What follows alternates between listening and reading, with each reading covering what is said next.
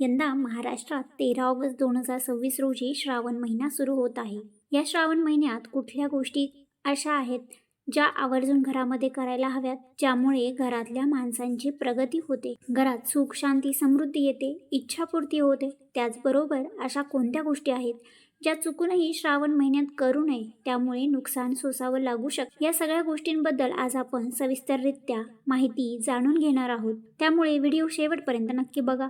आणि हो, तुम्ही चॅनलवर नवीन असाल तर चॅनलला सबस्क्राईब करायला विसरू नका आणि व्हिडिओला नक्की लाईक करा. देवशयनी एकादशीला म्हणजेच आषाढी एकादशीला भगवान श्री हरी विष्णू योगनिद्रेत जातात आणि त्यानंतर सृष्टीचा सगळा कारभार आणि पालन पोषणाची जबाबदारी महादेवांवर येते, अशी धार्मिक मान्यता आहे. त्यामुळेच तर या काळात महादेवांची उपासना केली जाते, देवाचं नामस्मरण केलं जातं, पूजापाठ केली जाते, आध्यात्मिक आणि धार्मिक ग्रंथ किंवा पोथी वाचली जाते.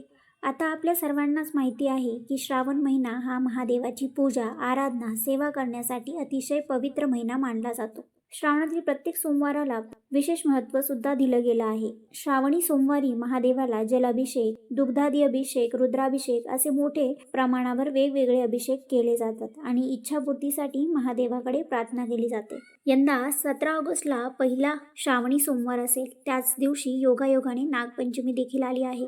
त्यानंतर 24 ऑगस्टला दुसरा श्रावणी सोमवार आहे. त्यानंतर 31 ऑगस्टला तिसरा श्रावणी सोमवार आहे. तसेच 31 ऑगस्टलाच संकष्टी चतुर्थी देखील आहे. त्यामुळे या दिवसाचं महत्त्व दुप्पटीने वाढलं आहे. पुढे 7 सप्टेंबर रोजी चौथा श्रावणी सोमवार आहे आणि अजा एकादशी देखील आहे. त्यामुळे चौथा श्रावणी सोमवार ही खूप सर्वश्रेष्ठ आहे. या प्रत्येक सोमवारी म्हणजे श्रावणी सोमवारी महादेवाला वेगवेगळ्या धान्याची शिवमूठ अर्पण केली जाते. श्रावणी सोमवाराचं व्रत करणाऱ्या व्यक्तीची इच्छित मनोकामना पूर्ती होते. महादेवाची कृपा त्या व्यक्तीवर होते अशी मान्यता आहे. खरं तर श्रावणातील प्रत्येक वारी वेगवेगळ्या देवतेची पूजा केली जाते. श्रावणी सोमवारचं महत्त्व काय आहे हे तर तुम्हाला माहीतच आहे, त्याबद्दल वेगळं काही सांगायलाच नको. परंतु श्रावणी मंगळवारी सुद्धा मंगळागौरीचं व्रत केलं जातं. खास करून नवीन लग्न झालेल्या म्हणजे नवविवाहित स्त्रियांनी लग्नानंतरची पहिली 5 वर्ष हे व्रत करावं असं सांगितलं जातं. या मंगळागौरीच्या व्रतात सुद्धा महादेव आणि माता पार्वतीची पूजा केली जाते. रात्री जागरण केलं जातं.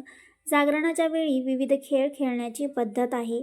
साधारणतः 110 प्रकारचे खेळ यात खेळले जातात. तसेच 21 प्रकारच्या फुगड्या खेळल्या जातात. नवीन लग्न झालेल्या मुली माता पार्वती आणि महादेवाकडे आपला संसार सुखाचा, शांतीचा, आनंदाचा व्हावा यासाठी प्रार्थना करतात आणि यासाठीच हे मंगळागौरीचं व्रत केलं जातं.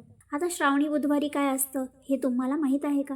तर श्रावणातील प्रत्येक बुधवारी बुध ग्रहाची आणि गुरुवारी बृहस्पती म्हणजे गुरुग्रहाची पूजा केली जाते. या व्रतासाठी बुध आणि गुरुचं चित्र घेऊन त्यांची पूजा केली जाते. हे व्रत साधारणतः 7 वर्षे केलं जातं. कुशाग्र बुद्धी, धनसंपत्ती, विद्याधन, चातुर्य हे सगळ्यांनाच हवं असतं. तसेच धन, धान्य, समृद्धी ही सगळ्यांनाच हवी असते. त्यासाठी हे व्रत केलं जातं. आता बोलूया श्रावणातील शुक्रवारबद्दल. तर श्रावणातील शुक्रवारी केली जाते ज्योतीची पूजा, अर्थात जरा जिवंतिका पूजा. आपल्या संस्कृतीत लहान मुलांचं रक्षण करणारी, त्यांना उदंड आयुष्य देणारी, त्यांच्या उज्ज्वल भविष्याची इच्छा व्यक्त करणारी व्रत सुद्धा आहेत. त्यातलंच हे एक व्रत म्हणजे जरा जीवितिकाचं व्रत. श्रावणातील प्रत्येक शुक्रवारी आईने उपवास करावा. त्याचबरोबर ज्योतीची पूजा करावी. ज्योतीचा एक कागद मिळतो, त्यावर ज्योतीचं चित्र असतं. त्या ज्योतीची पूजा करावी. तिला गूळ, फुटाण्याचा नैवेद्य दाखवावा. त्याचबरोबर आघाड्याच्या पानांचा हार घालावा. श्रावणातील कोणत्याही एका शुक्रवारी ज्योती मातेसाठी एक सवाष्ण सुद्धा जेवू घालावी. आता बोलूया श्रावणी शनिवारबद्दल. श्रावणी शनिवारी अश्वस्थ मारुती नरसिंह पूजन असते. श्रावणातील प्रत्येक शनिवारी अश्वस्थाची पूजा करण्याची प्रथा आहे. अश्वस्थ म्हणजेच पिंपळाची पूजा करणे होय, म्हणजेच श्रीहरी विष्णूंची पूजा करणे होय.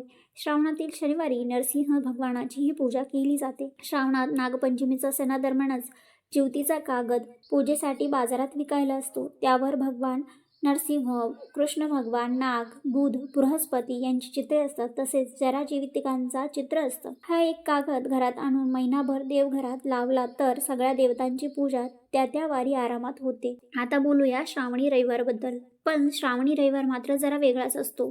कारण श्रावणातील रविवारी केलं जातं आदित्य राणूबाईचं व्रत.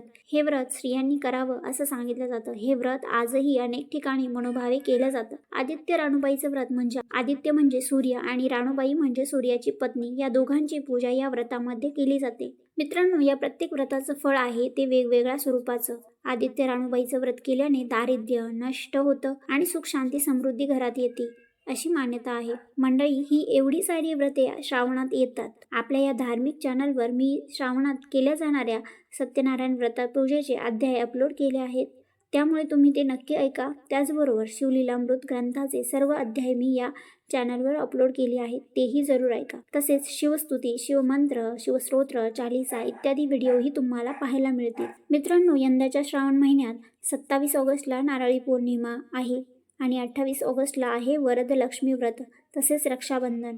31 ऑगस्टला आहे संकष्टी चतुर्थी, 4 सप्टेंबरला आहे श्रीकृष्ण जयंती, 5 सप्टेंबरला आहे गोपाळकाला, 7 सप्टेंबरला आहे अजा एकादशी, तसेच 10 सप्टेंबरला आहे पोळा आणि दर्शपिठोरी अमावस्या आणि 11 सप्टेंबरलाच संपणार आहे श्रावण महिना. असं हे सर्व श्रावण महिन्यातील सणांचं शेड्यूल आहे. तर मित्रांनो, आशा आहे की ही महत्त्वाची माहिती तुम्हाला खूप उपयोगी पडली असेल. तुम्हाला हा व्हिडिओ आवडला असेल तर व्हिडिओला लाईक करा, चॅनलला सबस्क्राईब नक्की करा आणि हो, हा व्हिडिओ तुमच्या मित्रपरिवारासोबत नक्की शेअर करा. कमेंट बॉक्समध्ये हर हर महादेव लिहायला विसरू नका. पुन्हा भेटूया नवीन माहितीसह नवीन व्हिडिओमध्ये. तोपर्यंत रामकृष्ण हरी.